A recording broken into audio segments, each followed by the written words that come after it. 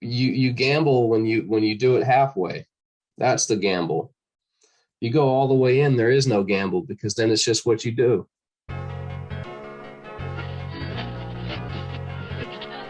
Community up. Community up. Community up. Community up. Always lifting the community up. This is our community. Let's pick up the community, man.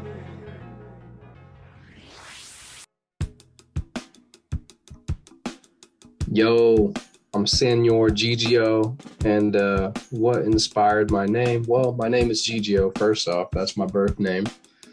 And I've had different rap names. Not really too many, though.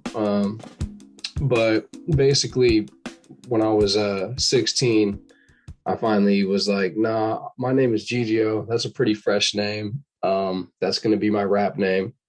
So I chose that as my rap name. Although I would have different aliases too for a while, but yeah, just throughout the years, just grinding, making music, doing my thing, going through the motions as a young man, trying to experience what it's like to be an artist and to connect with people. And, finally hunkering down and wanting to be more professional and really choose a more defined path for myself as an artist and really make it my career. Senor came into the picture so that I could be Señor Gigio, just something to distinguish, what it is that I do from my everyday life, to have a new title. And I really love the Senor, the honorific. It's Spanish. And a lot of people know it just to mean Mr., which, it can be, synonymous with that, but it's actually a very distinguished title.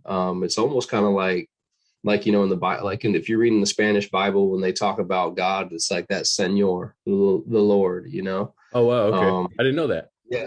Yeah. So in a way, it's almost kind of like, how all these, you got the tradition of Emcees, coming out, Lord Jamar, Lord Finesse, so this is kind of like, it's almost kind of like Lord Gigio, but it's Señor Gigio. So I like it. That's my take. Yeah. That's dope. Cool, man. Where are you from? I'm from the Bay Area. I was born in San Francisco, raised in Fairfield, California. But I like to think and say that I rep the entire Bay. I've been living in the Bay Area all of my young adult life, and that's really where I became a man.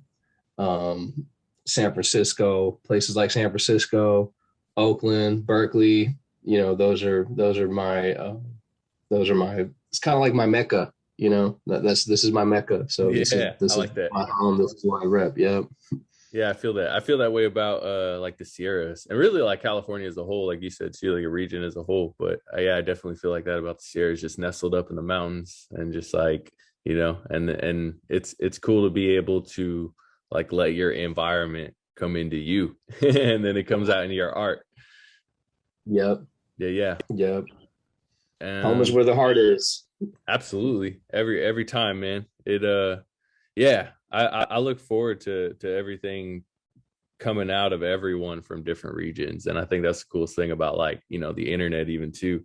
So everybody being able to connect and and just be able to share in the creative soup. Mm-hmm. Yeah. Yeah. So out in the Bay, you do a lot of creative things, which we could definitely talk more about in general, but I know specifically you do a lot of tarot readings out in the Bay, right? Yes, I do. Yep, I read tarot, or I started reading tarot in Berkeley, and on Telegraph and Channing, and that whole area in Berkeley is a very historic, place and a place of a significance for many people. It holds a lot of energy there. So that's where I started reading the cards. And since I've and I still read the cards out in the Bay out this way. But since I've been able to branch out through the internet, through social media, and do stuff privately, for people afar. But at first, I was just doing it completely in person, on the corner and on the street. Oh wow, that's cool. That's like I love that natural flow too. Like you didn't even intend to do it for like a profit or anything like that. You just meant to be a prophet. You wanted to prophesy, or like help people prophesy their own way, and then through that natural flow, like it just kind of grew into something, blossomed into something.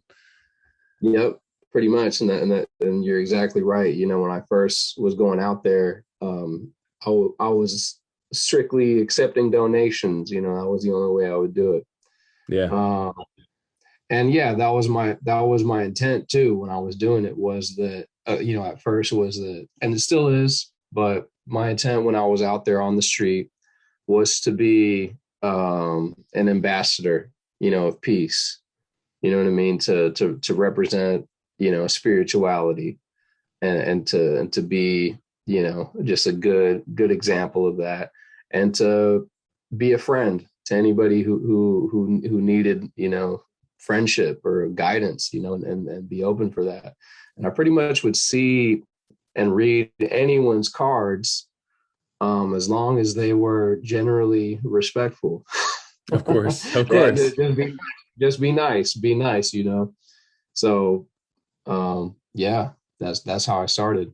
Yeah, that's really dope, man. And it's cool how you kind of bring in the sort of like the friendship the camaraderie and like the community that can grow around it. And that seems to be a lot of the energy almost within the cards themselves,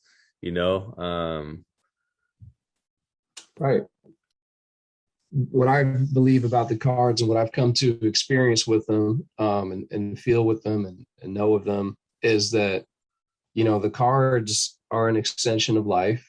And in everyone's life, there is a force that wants that person to live it fully and positively and completely. And there's a force in the universe that wants the best for each of us. So that's the energy that I work with, when it comes to these cards. And I think that I'd like to think that is the intent of why these cards even, came about, was to just show people what's in their favor and what isn't in their favor, because that's also in your favor to know that. Yeah, definitely. Yeah, the taking the good with the bad and then examining them both through ourselves. Seems to be that's the allegory, not just the one story, right? Yeah, that's dope, man. So if you could give like maybe a little bit more, not like super technical, but just like a brief layout of like what tarot is for anybody who might not know. I'm sure some people know the term and like the basics of it, but if you wanted to kind of go into more of your experience of the basics of it, I'm sure it could be helpful to the community. Sure. So I use tarot as a tool, to read for myself and for others into life, and into just pretty much anything. But yeah, through the cards, there's a system through the number of cards that we're given, where each card is a symbol and signifies something. Or I would like to think of the cards as windows. They're all windows, where it's not just one specific thing. It's like when you look out the window, you don't just see gray. You also see tree. You might see a house. You might see your neighbor. You get a lot of information just from looking into a window.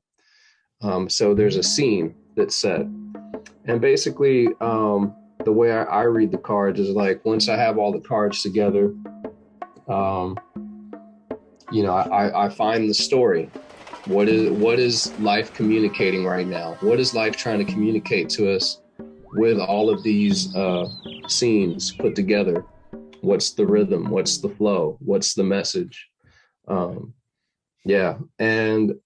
it can go deep. it can go deep for a lot of people. A lot of people go further with, studying the occultic symbolism that's in a lot of these cards. And that's cool. That's good. I tend to be a lot more intuitive. I'm very, very intuitive. I'm very like in the moment. And I think that actually keeps me fresh, because what ends up happening for me is that every time I read the cards for someone, I always see something new in the card that I never saw before. I always pick up something else that I'm like, oh, wow, like I didn't even think of that card meaning that before, or having that energy in it, until I met you, until and we read these cards, and looked into your life. Yeah. So yeah, I tend to be a lot more intuitive with it. I don't try to, although, not to say learning is always an advantage, because the more we know about something, and the more language and the more script, we have, and reference point that we have to just information in general, the easier it can be to, or it gives the universe, it gives spirit a lot more avenue to express itself.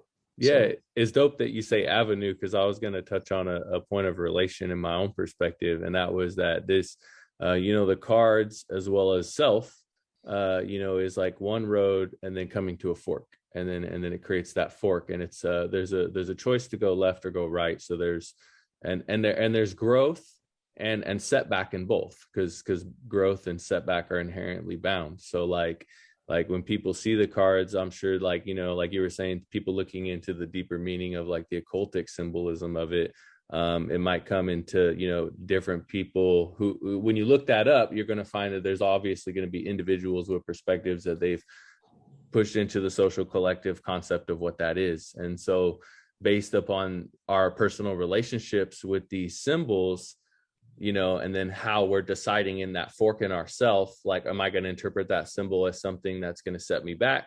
Or am I going to interpret that symbol as something that's going to set me forth? And that's like, ultimately, that if that symbol has those two polarities, those two sides, and then we are going to decide within ourselves which fork we're going to take. And those forks are infinite. So, yep. but they're always leading back to the initial, one road. Yep. Yeah. Yep. But I know you've also been, for anybody who doesn't know, Gigio gets down heavy with the creative flow on so many fronts, from the music to the comic book writing and illustrating. And now you've recently, even aside from tarot, aside from being a dad, aside from being a husband, aside from being a superhuman, he's working on animations now. And I've been catching a peek on the back end of some stuff he's been doing. It's looking pretty dope. So I was just curious if you had anything you wish to share about your new exploration with the animation.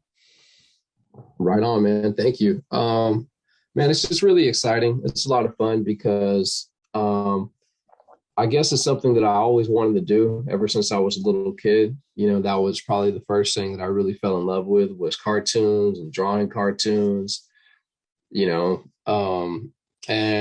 I'd always like to imagine that, one day I would be freaking making some cartoons, making some cartoon movies.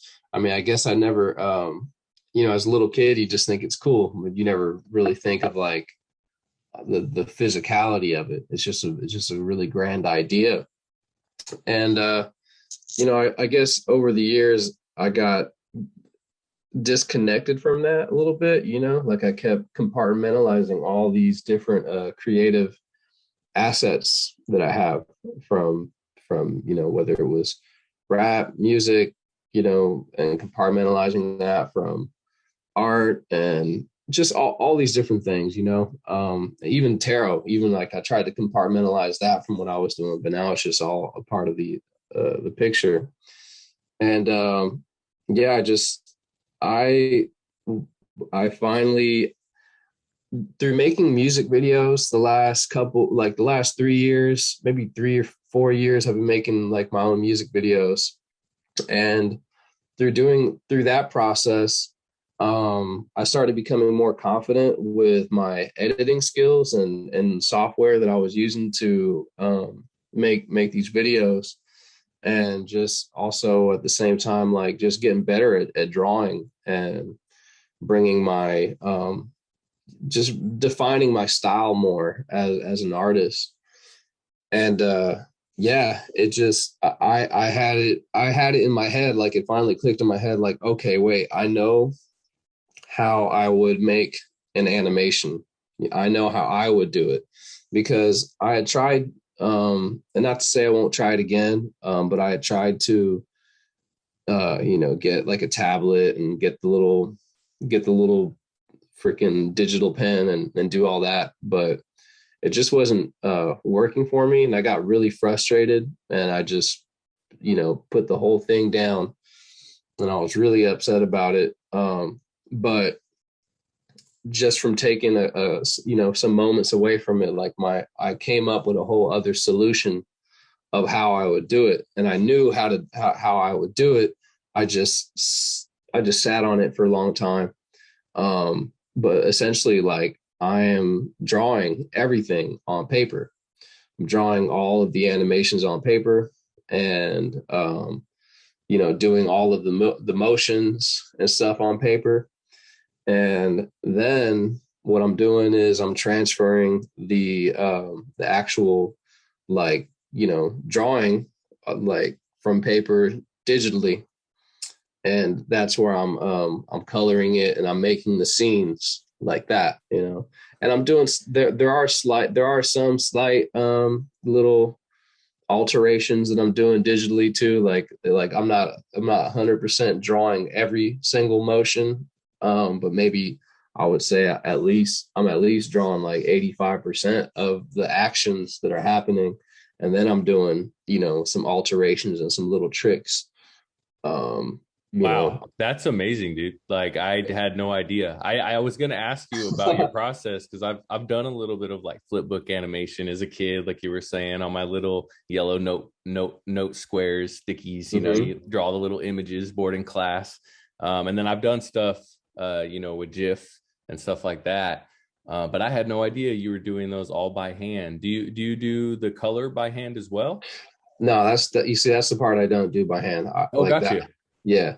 Like that would be a lot of time. That's still what you're doing has to take a long time. Like, that's a very delicate and conscientious process. That's yeah. man, that's really dope. Like, I could just imagine seeing you, taking your time doing each one, flipping back, referencing, and then like doing the next one to just compose this idea and concept you have of these people moving through this universe, or these characters, or these interacting roles. It's really fucking cool. Yeah, man, thank you, bro. Yeah So I opened the floodgates on that for myself, and that's usually that's what it is. Like, once you do the thing the first time, then it opens up and you can do it again and again, and then eventually do something new that you didn't even fathom of yourself before, So yeah, I did my first animation earlier this year with my music video Wrong for That. And I went in on that was actually for one of our songs, right?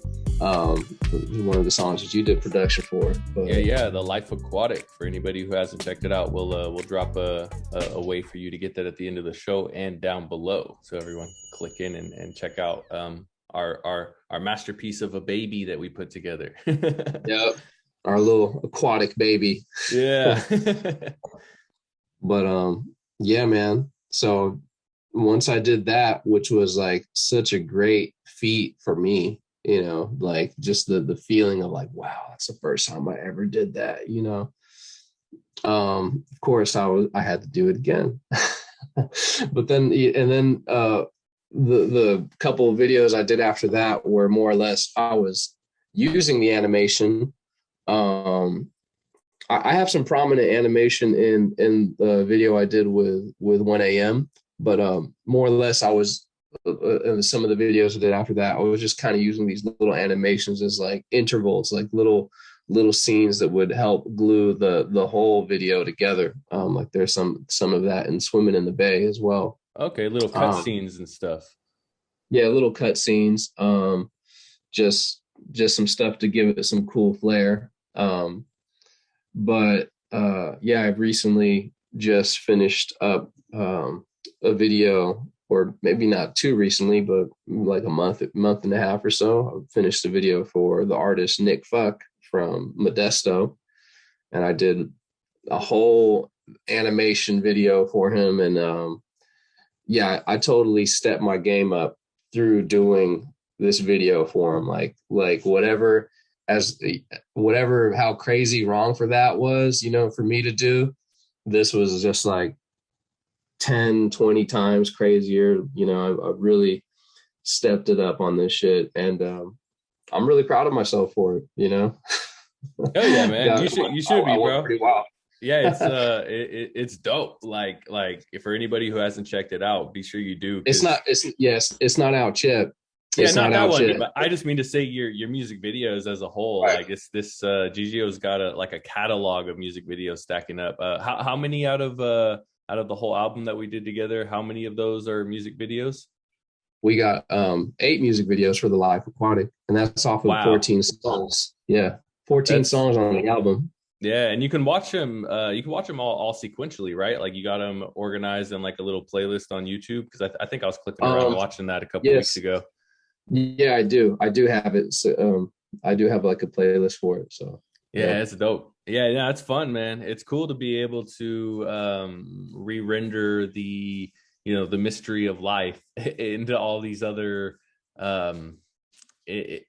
seemingly infinite characters that we see and experience inside our own creative imagination. And that my wife and I have played around with the idea before, like, would it be cool if we ever did like some cartoons or some animations and then like did the voices to them? Because it's her and I are always doing that, just like toying around back and forth with like, oh, then I don't know, what are you doing? Just being silly and allowing ourselves to be different people and roles for moments in time. I'm sure a lot of people do it. I see people doing it with their dogs and with themselves. My pops used to always do it with the dog. It's like my dad's like a grumpy old Taurus, and is like, no, but you see him with a puppy and he just like melts and he's like, oh, come here, little guy. It's like, you don't talk to anyone like that. Yep, I love it. Yeah, no, animation, doing a cartoon would be dope. Yeah, maybe one day I'll do that. Yeah, that'd be fun. Let me know if you need any collaborative input. I would definitely be down to be a voice. I got a million characters in my brain and heart too. Whole universe of people. Hell yeah. But yeah, man, we touched on some pretty cool points. I think for anybody who maybe wants to hit you up with tarot or animation, or just listening to your music, that'd be really dope. Before we peace out, do you have any inspiring words for up and coming independent creatives that are aiming to manifest a vision or a business or an art platform or anything of that sort? Sure. Well, I want to say, like, really study your craft, like study the people who have come before you in your field, and respect that you even have a field to come into. It's for me, it's been important for me to go back and look at artists who paved the way, and I don't even just mean, I'm talking like I'll go look, maybe damn near 100 years back. Really study your field. That way you can really be a master. The more perspective you have, of how people, especially who were first paving the way, of what little idea they had of what they were doing, it's going to give you more reference point of what it is that you're doing. And then plus it's just respect, on a spiritual level. I think when you do that, you invite those energies to come assist you on your path, Yeah, definitely. And so that's one, right? That's one. Be honest with yourself. Be honest with what you're doing. Be constructive, and try to really be honest if you're doing your best work. Do the best work possible that's completely original to you, and that's worthy of other people's time and energy. Like, it's like if I build a building and I want people to come in, I want it to be worth them coming into. Yeah. So, really, really try to be constructive. And yeah, and finally, the last part of it is go all the way in. Go all the way in. It's not a gamble. It's not. It's a. The only part that's a gamble. You gamble when you do it halfway. That's the gamble. You go all the way in, there is no gamble, because then it's just what you do. It becomes your hat. It becomes your shoes. It's what you wear. It's what you eat. It's not a gamble anymore. It's not a what if this is going to work. It's no, you're doing it and now you work it. Yes. That's wonderful. I love that. I could relate to that heavily. It's not always the product of our art pieces or our installments of great writings or prolific video captures or recorded songs, but it's our process. It's our process as a whole that is the art. It's the process of our life, our relationships, our interconnections that is the point itself. It's where the gold is. 10 feet from gold, man. Yeah, I love Word that, up. man. Yeah, well, it's been a pleasure having you on here. I greatly appreciate your time. Do you have any plugs or drops as far as your links or social platforms or anything that you want to share that you're doing recently? Sure. Just Señor Gigio, Instagram, Twitter, Facebook. Please check me out on YouTube. Like you had mentioned before, I have lots of great content on there, lot of dope music videos. And please check out my website, www.senorgigio.guru. I have a pretty, it'll inform you of everything that I do, nice, everything from the tarot to the artwork, and of course the music. Got a pretty extensive catalog to, for people to bump for weeks and weeks and weeks. It's quite you have a saga of creative outlets, and it's there. Yeah. Like I would say, just from going to your site and knowing you for the years that we've known each other, you definitely have, you have a saga of an experience, an experience. Your art and outlets is an experience as a whole. It's a world. You got comic books, you got the album we worked on, you got numerous other albums with other individuals all across, the West Coast, I would imagine a lot, and probably the world at this point, connecting them with the web. And yeah, man, it's a lot of art to check out. So be sure that you go show them some love, reach out to them if you want to collaborate in any fashion, go get your tarot cards read. And yes, we will have to do more of these very soon. For sure. Thank you, brother. Big love, man. Peace, love. Peace. Community up. That concludes today's episode. Thanks for tuning in. If you want to hear more of Community Up Podcast, be sure to subscribe and tap the bell for notifications.